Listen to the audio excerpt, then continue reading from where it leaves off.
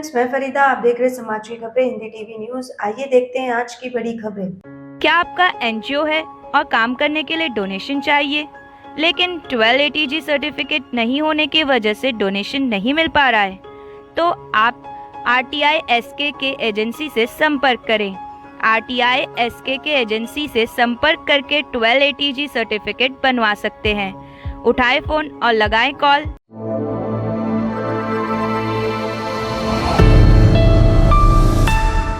नमस्कार। 2030 का भारत देख रहे हैं आप, और 2030 के भारत में हम लगातार नए नए चेहरे आपके सामने लेकर आते हैं और 3 मुद्दों पर बात करते हैं: गरीबी, भुखमरी और शिक्षा। आज भी इन 3 ही मुद्दों पर हम लोग बात करने वाले हैं। और आज जो चेहरा हमारे साथ मौजूद है, जिनसे हम चर्चा करने वाले हैं, उनके बारे में मैं आपको बता दूं कि ये महाराजगंज से, उत्तर प्रदेश के महाराजगंज से लोकसभा प्रत्याशी रह चुके हैं, बहुजन समाज पार्टी से ताल्लुक रखते हैं। और इनसे हम गरीबी, भुखमरी, शिक्षा, कुल मिलाकर 2030 के भारत पर चर्चा करेंगे। तो सबसे पहले तो मौसमी आलम जी, आपका बहुत बहुत स्वागत है। आप हमारे साथ इस चर्चा में जुड़े। शुरुआत करते हैं, और सबसे पहला और सबसे अहम सवाल मैं आपसे बहुत बहुत पूछना धन्यवाद। चाहूंगी जी, क्योंकि जैसे कि हम 2030 के भारत पर बात कर रहे हैं, मैं आपसे जानना चाहती हूँ कि आपके नजरिए में 2030 तक आप भारत को कहाँ दिखते हैं? जैसे देखिए 2030 का जो भारत है उसके लिए सबसे मेन चीज तो ये है कि जो पॉलिटिकल एजेंडे हैं, जो भी पॉलिटिशियन हैं, उनके एजेंडे चेंज करने होंगे। आज हम लोग देख रहे हैं तो हमको जो दिखाई देता है वो ये है कि जो भाजपा है वो सरकार बनाने के लिए सिर्फ काम कर रही है।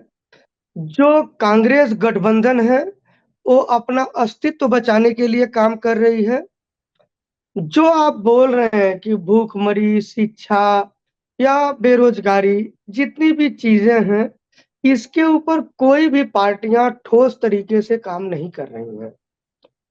अगर यही स्थिति इन लोगों का रहा तो आगे का समय बहुत चिंताजनक होगा। और अगर हम लोगों ने इन एजेंडे को अगर जनहित में काम किया या अपने मुद्दों को चेंज किया तो जरूर आने वाला समय अच्छा होगा।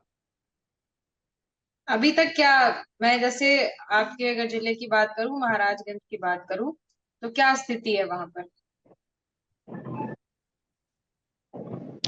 महाराजगंज में जो स्थितियां हैं वो अगर मैं आपको बोलूं तो बहुत अच्छी नहीं है, क्योंकि वहां पे क्या है, शिक्षा का जो स्तर है वो बहुत पीछे है। मैं अगर आप लोगों को बता दूं, सरकार अगर सही ढंग से काम करती है तो उसे क्या करना चाहिए। अगर मैं सरकार में होऊंगा कभी तो मैं जरूर इस पे काम करूंगा। आज के समय में अगर शिक्षा को बढ़ाना है तो आपको सबसे पहले, आज आप देख रहे हैं कि जितने भी आईएएस ऑफिसर हैं देश के अंदर, 85% से ज्यादा आईएएस ऑफिसर, ये सभी लोग जो है सरकारी स्कूलों से पढ़ाई करके आए हैं। आज सरकारी स्कूलों में जो सैलरी होता है स्कूल अध्यापकों का वो 50,000 के आसपास होता है, लेकिन लोगों के अंदर इस बात की जागरूकता नहीं है कि जिस प्राइमरी स्कूल में 1,000 रुपया फीस दे के वो लोग पढ़ाते हैं, जहां पे टीचर 10,000 रुपया पगार लेता है, वो क्या पढ़ाई करेगा। डेफिनेटली सरकारी जो स्कूल के टीचर हैं वह सिलेक्टेड हैं, बहुत अच्छे हैं, बच्चों को वहां पे भेजना चाहिए और सरकार को उसके इंफ्रास्ट्रक्चर्स को दुरुस्त करना चाहिए, तभी जाके बेहतर शिक्षा हो सकेगा। सर, आपने कहा कि सरकारी दूसरी चीज, सर आपने कहा सरकारी स्कूल्स जो है वहाँ के टीचर्स काफी ज्यादा अच्छे हैं और वहां पर भेजना चाहिए बच्चों को, ये बात आपने कही। लेकिन सवाल ये उठता है कि आखिर क्यों क्यों जनता सरकारी स्कूल्स पर भरोसा नहीं कर पाती? अगर हम बाहर उठ के निकले और किसी से भी बात करें तो मैं ये चीज कह सकती हूँ कि कोई भी पेरेंट अपने बच्चे को सरकारी स्कूल में भेजना नहीं चाहेगा जब तक कि उसकी बहुत मजबूरी नहीं होगी।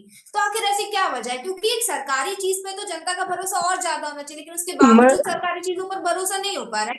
जाना चाहिए स्कूल? मैं आपको लोगों को यही चीजें बता दे रहा हूँ जितना मैंने देखा है और जो नोटिस किया है। मैं आपको बताऊं, मैं खुद सरकारी स्कूल से पढ़ाई किया हूँ और आज एक सक्सेसफुल बिजनेसमैन हूँ। एक जमीन स्तर से चढ़ के अगर मैं हजारों करोड़ की कंपनियां बना के रखा हूँ, एक पॉलिटिकल लीडर हूँ, तो डेफिनेटली मैं काफी सक्सेस हूँ। यही चीजें अगर सरकार जो है देश के अंदर बढ़ावा देती है, इन चीजों को लोगों के अंदर जागरूकता लाती है कि 85% से ज्यादा आईएएस ऑफिसर सरकारी स्कूलों से पढ़ाई किए हुए हैं। आपको जब आप वहां पे क्या सरकारी स्कूलों में सिर्फ पढ़ाई होगी, आप चीजों को समझिए। लेकिन जब प्राइमरी स्कूलों जब आपको प्राइवेट स्कूलों की बात होती है तो वहां पे सिर्फ और सिर्फ बिजनेस होता है। जब हमको हमारा फाइनेंस एडवाइजर जब बात करता है तो हमको बोलता है कि सर आप एक काम करिए, एक अच्छा सा स्कूल बनाइए, पैसा आपको बोरा भर के मिलेगा। तो आज जो मेंटलिटी है लोगों की या बिजनेसमैनों की, या इन्हीं चीजों को बढ़ावा दे रहे हैं। हालांकि अगर सरकार चाहे एक जागरूकता अभियान चलाए कि सरकारी स्कूलों में बच्चों को पढ़ाना चाहिए, तो डेफिनेटली सरकारी स्कूल में बहुत अच्छे टीचर होते हैं और बहुत अच्छी पढ़ाई हो सकती है। ठीक है। तो सर और देश का सिर्फ जागरूकता अभियान चलाने से क्या लोग अपने बच्चों को सरकारी स्कूल में भेजने लग जाएंगे? जो सरकारी स्कूल के हालात है इस वक्त वो सुधर जाएंगे सिर्फ जागरूकता अभियान चलाने से? नहीं, उसका इंफ्रास्ट्रक्चर ठीक करना होगा। आज के समय में जागरूकता अभियान के साथ साथ में उसका इंफ्रास्ट्रक्चर ठीक करना होगा। उसमें भी और अच्छे लेवल पे टेक्नीशियन चीजें वहां पे डालनी होगी जिससे बच्चे वहां जा सके। बहुत सी चीजें देखिए हैं जो सर, आसानी से किया जा सकता है। एक चीज आपकी बात से ये समझ में आ रही है कि आप आज ये कह रहे हैं सरकार कि का सरकारी स्कूलों में ज्यादा बेहतर, सरकारी स्कूल ज्यादा बेहतर है प्राइवेट स्कूलों से, आप यही कह रहे हैं ना? तो इसमें मैं मैं आप सुबह ही एक खबर पढ़ रही थी, हालांकि 3 दिन पुरानी खबर है महाराजगंज की। उसमें आदेश दिया गया था 1 साल पहले, जो वहां पर शिक्षा के अधिकारी हैं उनको आदेश दिया गया था कि शिक्षकों के ऊपर ऑनलाइन तरीके से निगरानी रखनी है। लेकिन 3 दिन पहले की खबर ये सामने है कि शिक्षकों के ऊपर बिल्कुल भी ध्यान नहीं दिया रहा है। जो स्कूल है, सरकारी स्कूल है, शिक्षक वहां पे उपस्थित ही नहीं है, तो बच्चों को पढ़ाएंगे क्या? ये हालात है मैं आपको एक बात बता देता हूँ, आप पहले समझ लीजिए। मैडम, मैं आपको बताता हूँ, सिर्फ महाराजगंज की बात नहीं, मैं पूरे देश में घूमता हूँ। ठीक है, करीब करीब देश के सभी जिलों में घूम चुका हूँ। मैं आपको एक बड़े जिम्मेदारी के साथ एक बात बता देता हूँ। आज जो सरकार है पूरी तरह से करप्ट सरकार है और इनके जो लोग हैं वह अधिकारियों को उनके स्तर पे काम नहीं करने दे रहे हैं। जितने प्राइवेट स्कूल हैं ये किसके हैं? बीजेपी के लोगों के हैं। पुराने जो है वो कांग्रेस के लोगों के हैं और जो गठबंधन में लोग जुड़ रहे हैं उनके हैं। तो उनको जब अच्छी फंडिंग आ रही है तो अधिकारियों को काम ही नहीं करने दे रहे हैं। जब आप अधिकारियों को काम ही नहीं करने दोगे तो फिर जो है आपको सरकारी स्कूलों का इंफ्रास्ट्रक्चर कैसे ठीक होगा? आपको मैं बता ऑपोजिशन रहा क्या हूँ, कर आप रहा है मेरे सर को वहां पे? गलत साबित कर दीजिए। आज देश के अंदर सरकार तो 85% देखिए कुछ काम कर नहीं रही है, कहाँ पे? मान लीजिए ऑपोजिशन का भी तो कुछ भूमिका है ना। ऑपोजिशन क्या कर रहा है, विपक्षी दल क्या कर रहा है? अरे भाई, ऑपोजिशन कौन है? ऑपोजिशन भी तो वही है भाई। 10 साल तुम शासन कर लो, अगले साल मैं शासन करूंगा। देश मतलब के मिली अंदर भगत जो करके शासन जनता को है बेवकूफ वो बना क्या है? रहे हैं। 10 साल हमारा, 10 साल तुम्हारा। बिल्कुल कि जनता को बेवकूफ बना रहे हैं। आज के समय में देश के अंदर एक बड़े क्रांति की जरूरत है। आज देश में एक बहुत बड़े क्रांति की जरूरत है इन दोनों पार्टियों को बाहर निकालने के लिए। और मैं जरूर इसमें कोशिश करूंगा। और बहन जी भी बहुत अच्छे से इस स्किल्ड के ऊपर काम कर रही हैं। आने वाले समय में हम लोग इसको बेहतर बनाने की कोशिश करेंगे। आप अगर न्यूज सर में अभी किसकी सुने बात कर रहे होंगे, हैं आप? नाम ले पाएंगे क्या? बहन जी किस को बहन विरोध कर? मतलब बहन कुमारी मायावती जी की बात कर रहा हूँ।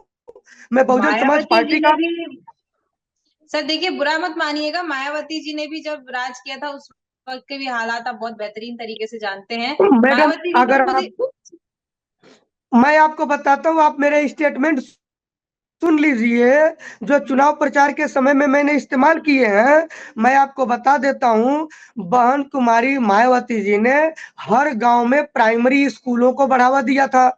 आपको अच्छी तरह से बात पता होगा। वो इसलिए दिया क्योंकि आज क्या हो गया है जानती हैं आप? आज सरकारी स्कूल जो है ग्राम प्रधान के रिश्तेदारों के लिए अलर्ट है। शादी के लिए आपको फंक्शन करना है तो आपको सरकारी स्कूल में करना है। नेताओं का कोई फंक्शन करना है तो सरकारी स्कूल में करना है।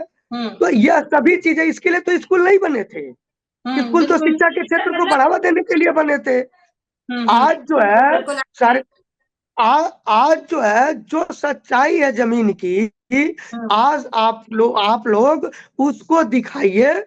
मैं आप लोगों का बहुत बहुत धन्यवाद देता हूं कि आज आप भूखमरी शिक्षा के ऊपर आप बात कर रही हैं। मैं आपको भूखमरी की बात बता दूं, भूखमरी कहाँ से आती है? सबसे पहली चीज है भूखमरी कहाँ से। आज भाजपा बोलती थी कि मैं आपको 5 किलो राशन दे रहा हूँ, कांग्रेस ने उसको जवाब दिया कि मैं 10 किलो राशन दूंगा। मैं आपको बड़े जिम्मेदारी के साथ बता दूं, हमारे यहाँ जो गांव की औरतें होती हैं वो 5 से 10 किलो राशन भीख मांगने वाले भिखारी को दे देती हैं। अब जब इनको राशन दे के वो उलझा रहे हैं, शिक्षा इनको दे नहीं रहे हैं, चीजों की महंगाइयां बढ़ा रहे हैं। जब आदमी कोई भी बच्चा जब शिक्षित नहीं होगा तो वो उसका डेवलपमेंट ही नहीं हो सकता है। बिल्कुल डेवलपमेंट होने से हर चीजों को हम आसानी से कर सकते हैं। नीति आयोग की एक रिपोर्ट सामने आई है, जी मैं आपको बता रही हूँ सर। नीति आयोग की एक रिपोर्ट सामने आई है, उसमें महाराजगंज को प्रथम स्थान मिला है। 5 वर्षों में सरकार ने 3,42,72,000 लोगों को गरीबी से निकाला है। तो मतलब अब क्या माने इसको, ये बताइए। मैडम, गरीबी से निकाला है, किस स्तर पे निकाला है? गरीबी से नहीं निकाला, गरीबों को ही निकाल दिया है। ठीक है, तो कहाँ चले आप गए लोग सब? कुछ चीजें मतलब समझिए। महाराजगंज से हम सारे लोग गरीब राशन हट की गए। दुकान, मैडम सुनिए, नहीं, मैं आपको बताता हूँ क्या है, गरीबों को कैसे हटाया है आपको मैं बताता हूँ। राशन की दुकान पे 100 रुपए का राशन लेने के लिए 50 रुपए का पेट्रोल डाल के बाइक लेके आदमी जाता है राशन लेने को। आप अच्छा। समझ रहे हैं इस बात को? हम्म बाइक लेके 50 रुपए का तेल डाल के आदमी 100 रुपए का राशन लेने के लिए राशन की दुकान पे जाता है। इन्होंने है। क्या किया, उन लोगों के ऊपर राशन देना शुरू किया जो भाजपा के कार्यकर्ता थे, जो इनके लिए दलाली करते हैं। इन लोगों के नामों को डाल दिया और गरीबों को हटा दिया। अच्छा, मतलब सर आप ये कह रहे हैं कि गरीबी सरकार खत्म नहीं हुई। मतलब आप ये मान रहे हैं ना कि सरकार ने कुछ नहीं किया। आपको सरकार का क्या काम दिखाई देता, आप मेरे को बता दीजिए।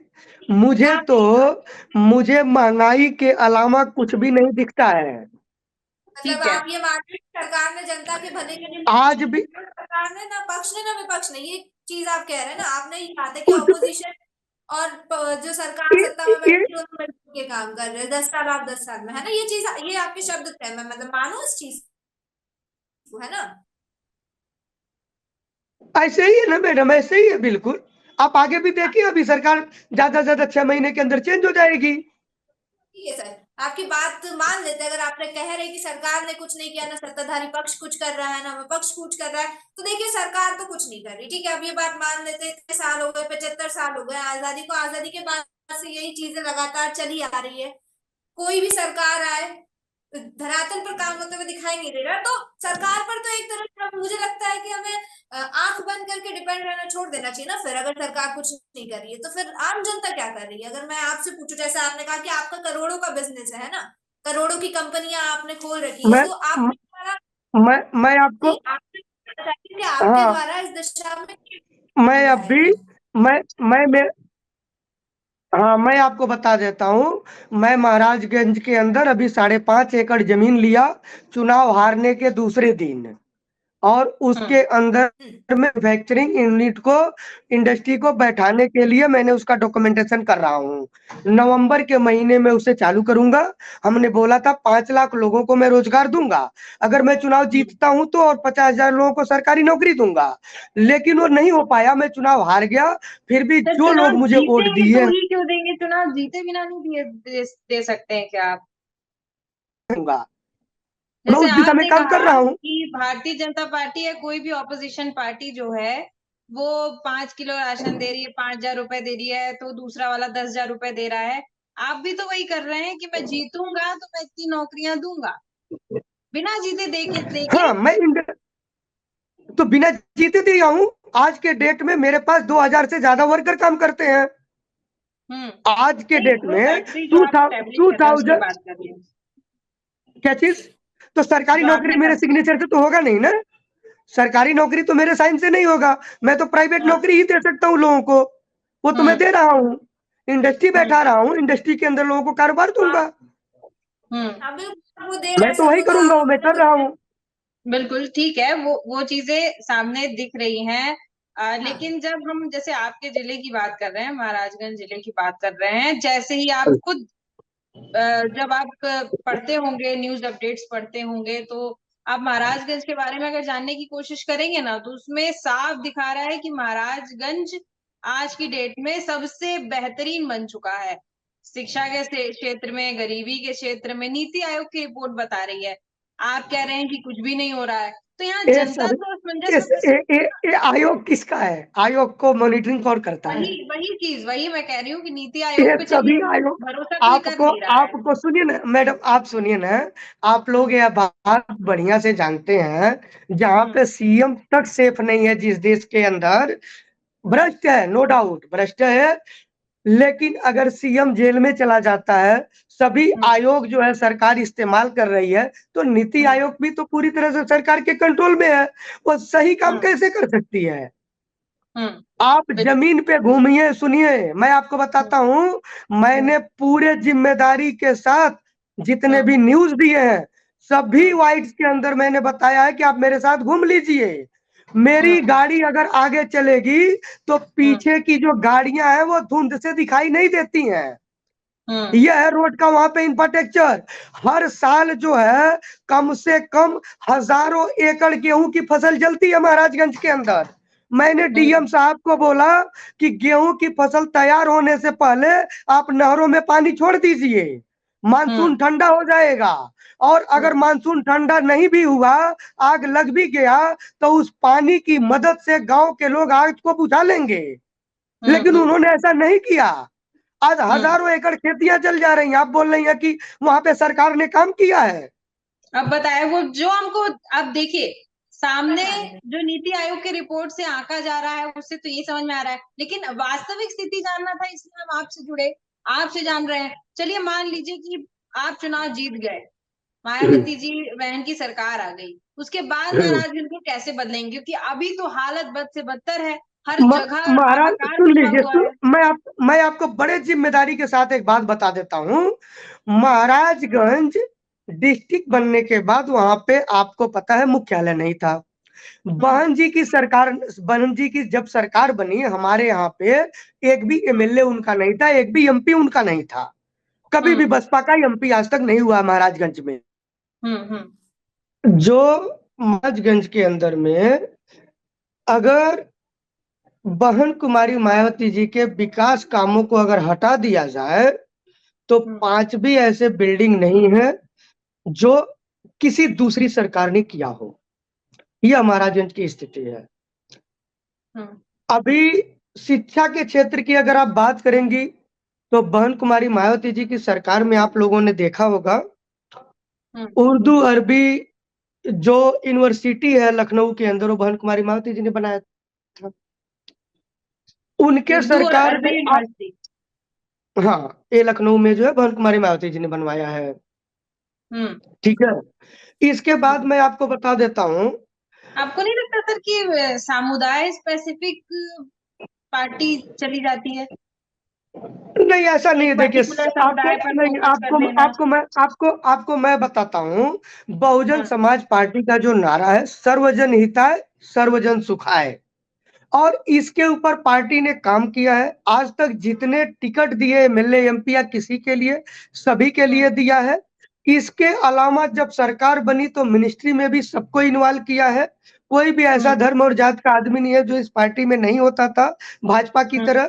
ठीक है, तो इसको जो है ना सिर्फ बदनाम किया जाता है, क्योंकि सबको पता है कि बहन कुमारी मायावती जो है वो दलित समाज की हैं। अगर वह देश की मुख्यमंत्री या प्रधानमंत्री बनती हैं तो आज के समय में जो लोग हैं, जो अलग-अलग पार्टियों के लोग हैं, ये लोग उसको एक्सेप्ट नहीं करना चाहते हैं कि एक दलित समाज की महिला जो है आज जो है मतलब प्रधानमंत्री बने। नहीं तो मैं आपको बता देता हूँ, जो इन्होंने अभी इस चुनाव में जो गलतियाँ हुआ कि उत्तर प्रदेश में जो है मतलब उत्तर प्रदेश में संविधान खतरे में था, लेकिन बाकी के स्टेट में संविधान खतरे में नहीं था। वहाँ पे इस मुद्दे को नहीं बढ़ाया गया।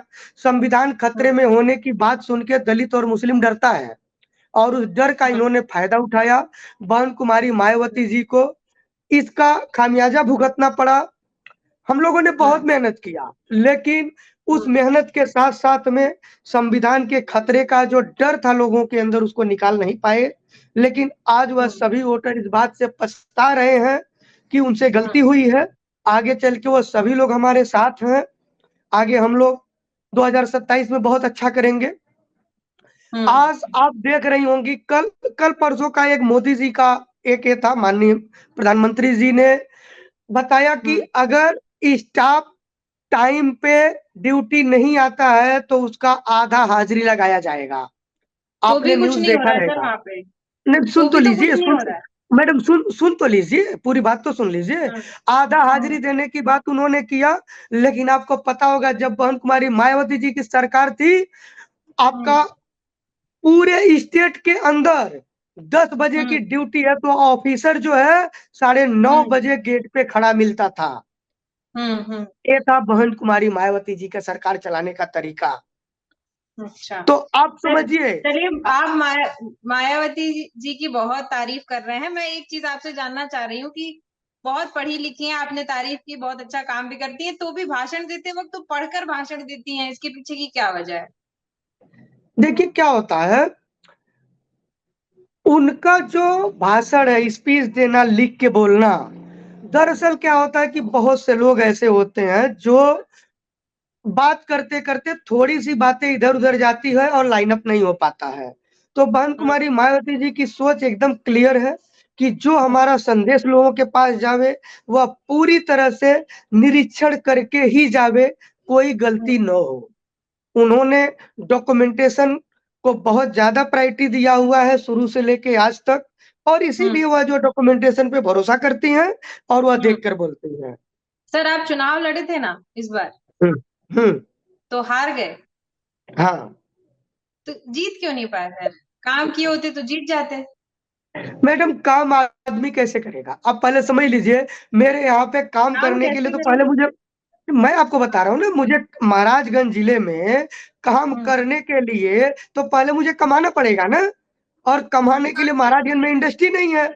इस वजह से आपने मुझे किस मुंबई जाना पड़ा, और जब मैं मुंबई जाके कमाया तो कमाने के बाद अब वहाँ पे जो खर्चा है वो मैं कर रहा हूँ। मायावती जी ने तो बहुत काम किया पहले का, तो आपको तो मेहनत करने की जरूरत ही नहीं पड़नी चाहिए ना।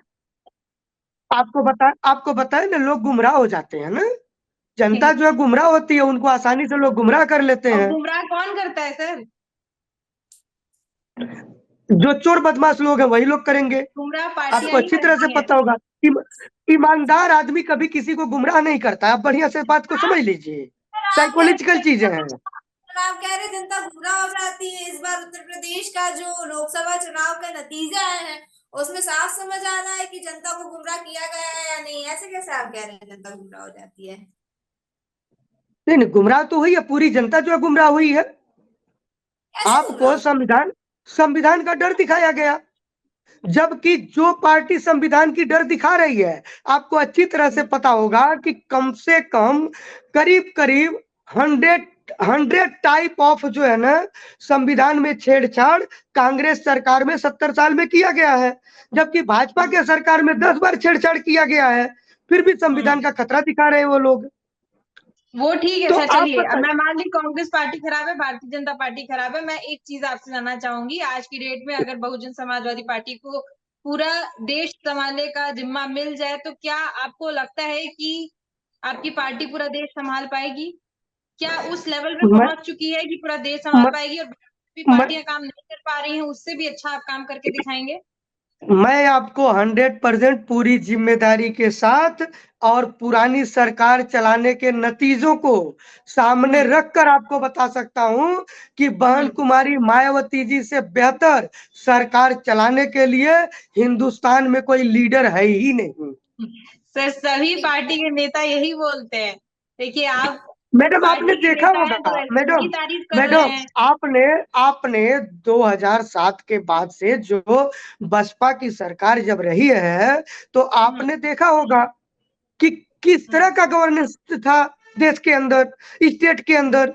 एक भी दंगे फसाद नहीं हुए, कोई जातिवाद नहीं हुआ, सभी धर्म के लोगों को सम्मानित किया गया, हर क्षेत्र में जो प्राइमरी स्कूल है उनको हर गांव में बनाया गया, दलितों का जनता पूरा की सम्मान देखिए होता अभी था। भी जनता विश्वास ही नहीं कर रही है ना इस बार के चुनाव में, फिर आपको मिल गई होती सीटें, क्यों नहीं मिल पाई? आप समझिए, सीटें देखिए नहीं मिलना। भारतीय जनता पार्टी कहते हैं ना कि गुमराह किया गया है। भारतीय जनता पार्टी का राम मंदिर के नाम पे लोगों का वोट, लेकिन आप देखिए युवा वोटर हमेशा उसी को वोट देगा जिसको समझ पाएगा कि नहीं हमारे लिए काम कर रहे हैं। आपने भारतीय मैडम जनता एक्चुअल पार्टी में को देखा उत्तर प्रदेश में कैसे डगमगाई बीजेपी की स्थिति।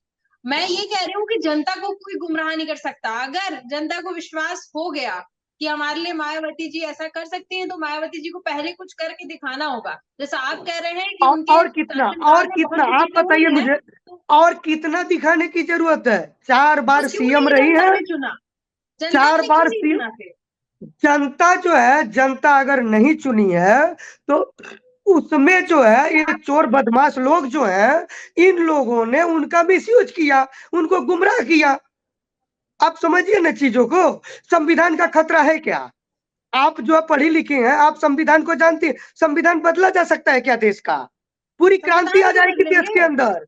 देश के अंदर इतनी क्रांति आ जाएगी कि रोड पे लोग खड़े हो जाएंगे। बसपा खत्म नहीं हुई है, संविधान को कभी मिटाया नहीं जा सकता है देश से। और इस बात का डर दिखाकर लोगों को, अनपढ़ लोगों को गुमराह किया गया। चलिए ये कहां से मायावती जी सही की है? आपने बहुत तारीफ करी। मायावती जी के बाद आपके सबसे पसंदीदा नेता किसको आप मानेंगे, ये बताइए? अगर मायावती जी के पास अगर किसी नेता को अगर मानने की जरूरत है तो मैं आपको बताता हूं, ममता बनर्जी जो है एक अच्छी लीडर है, सच्चाई के लिए हमेशा लड़ती उत्तर हैं। प्रदेश में अगर मैं फोकस कर लूं तो? उत्तर प्रदेश में तो कोई भी लीडर नहीं है। कोई भी नहीं है। उत्तर प्रदेश के अंदर जो भी लीडर है वो सिर्फ धार्मिक है। उनको धार्मिक होने के अलावा और कुछ भी नहीं करना है। आज के समय में जितनी भी पार्टियां हैं वो सभी पार्टियां और सभी लीडर वो अपने अस्तित्व की लड़ाई लड़ रहे हैं, जनता के लिए कोई लड़ाई नहीं लड़ रहा है। जमीन के ऊपर चलिए उम्मीद कोई करते भी हैं कि जनता की अगली लड़ाई बार नहीं आप लड़ रहा। लोग जीतें और जनता के लिए बहुत कुछ करें। मैं आपको यकीन दिलाता हूं आने वाले समय में मैं जरूर जीतूंगा यकीन और सभी नेता बहुजन दिलाते हैं सर, यही तो। बहुजन समाज पार्टी को पूरी मजबूत करूंगा और देश के अंदर उसको हर जगह पे ज्यादा से ज्यादा सीटें जितवा चलिए के 2030 सरकार में में आप क्या लाऊंगा। योगदान दे पाएंगे, मुझे ये बता दीजिए। किसमें? 2030 के भारत के लिए आप क्या योगदान कर पाएंगे अपनी तरफ देखिए, से? 2030 के भारत के लिए मैं सरकार को चिट्ठियां लिख रहा हूं कि आप लोग सरकारी स्कूलों के इंफ्रास्ट्रक्चर को डेवलप करिए जिससे आप शिक्षा पहले बेहतर हो। इंडिविजुअल बताइए सर, सरकार को साइड हटाइए, अभी सरकार तो कुछ नहीं कर रही।